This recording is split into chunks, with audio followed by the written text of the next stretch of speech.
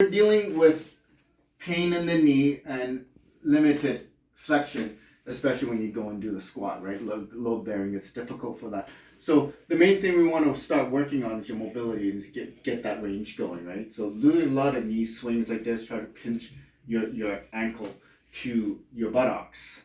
And just to encourage that, if you have a chair or something to support that leg, while it's straight, place it up here, and now slowly move your body back to it, and use that single leg squat to encourage that stretch. Okay? You can't do this too long because your weight bearing, you get tired. So I think the long stretching is very important. As I say, it's going to help you develop new habits. You know, train these muscles that you can hold it for a longer period of time, right? So you have a long bench like this, you could work your leg, supporting yourself, bring it back up here, and slowly increase that knee flexion. And as you hook it up here, then work your way to the bench. But put a bunch of pillows here. Now you can put yourself in a pretty completely relaxed position, right? Work your way back to increase that flexion. Working on the quads, releasing the tightness here. But more that flexion is just to bend and loosen up the scar tissue here. Okay?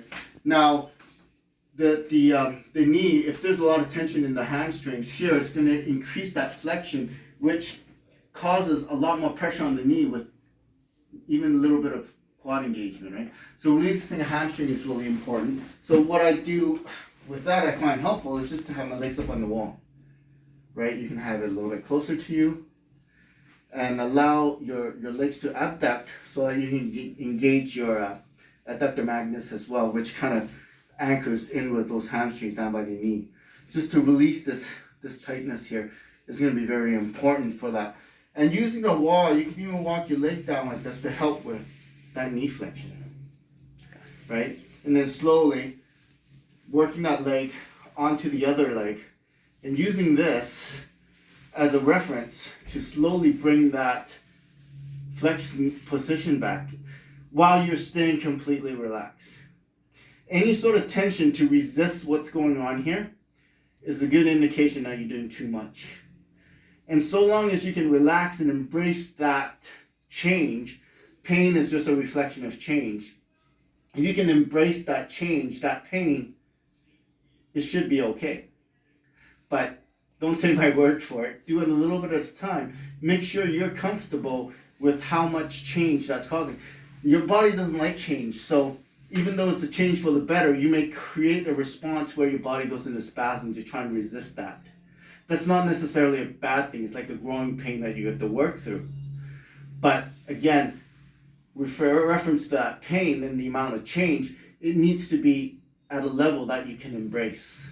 If you can't, you're doing too much too soon and you're going to cause problems, right?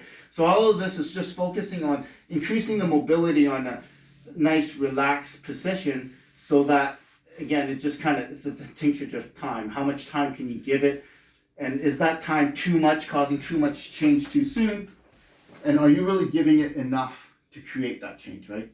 30 seconds, a minute, it's probably not going to do it. You know, developing new habits, a lot of repetition, a lot of rehearsing, right? So now, working on the strength. To develop that conditioning, use TheraBands to give you some resistance that you can control. Even just taking a towel or a strap, you're gonna take that, you know, your leg is straight here. I'm gonna wrap it around the leg. I'm gonna use this to encourage that knee flexion. I'm gonna give it some pressure, a lot of isometric contractions. All right. If you have a longer band, you can slowly push and allow that to stretch, and then you can work that band back to pull it in, right?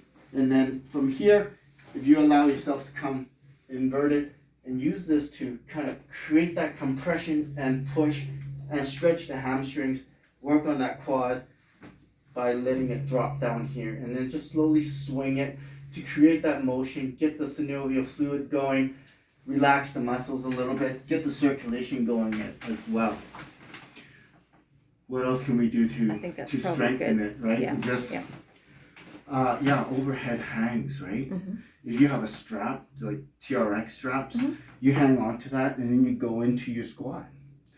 Slowly load it a little bit more. Now you have your hands to facilitate that coming up, right? Okay. So it's just little bits of movement to encourage that range to increase within your comfort level, slowly loosen up that scar tissue, and at the same time developing that conditioning, the support. When you maximize your range, increase the endurance of how much contraction you, and then slowly increase the resistance for more power and strength. Okay?